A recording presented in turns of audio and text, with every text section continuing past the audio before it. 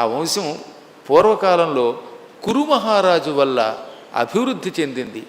ఆ కురువు పరమధర్మాత్ముడు.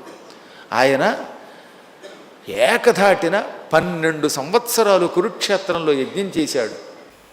ఆ కాలంలో ఆయన చేసిన బంగారం దానం అంతా ఇంత కాదట. ఆయన దగ్గరికి పేదవాళ్ళు వచ్చారు, పండితులు వచ్చారు, బ్రాహ్మణులు వచ్చారు, కానివాళ్ళు వచ్చారు. ఎవరు వచ్చినా 12 ఏళ్ల పాటు వచ్చిన వాడికి వచ్చినట్టే ఆయన 2 చేతులతో బంగారం దానం చేసేవాట. మళ్ళీ ఒక్క గుప్పెడుతో కాదు, గట్టిగా గుప్పెడుతో రూపాయి నాణ్యములు కూడా ఇవ్వాలంటే దడుస్తున్నారు కొంతమంది.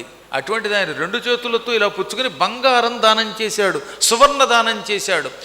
ఆ సువర్ణ దానమునకు మెచ్చుకుని, నీవు పరమ పవిత్రమైన యజ్ఞమును ఈ క్షేత్రంలో చేసావు, 12 ఏళ్ళు చేసావు, 12 ఏళ్ళు ఏకధాటిగా బంగారం దానం చేసావు. ఈ దానము చెయ్యబడిన స్థలం ఈ రోజు నుంచి ధర్మక్షేత్రం అవుతుంది.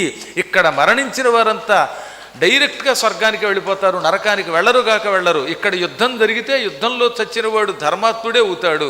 ఈ క్షేత్రంలో ఏం చేసినా అది పవిత్రమవుతుంది అని బ్రహ్మదేవుడు వరమిచ్చాడు. అందుకని అప్పటి నుంచి కురుక్షేత్రం ధర్మక్షేత్రం అయ్యింది.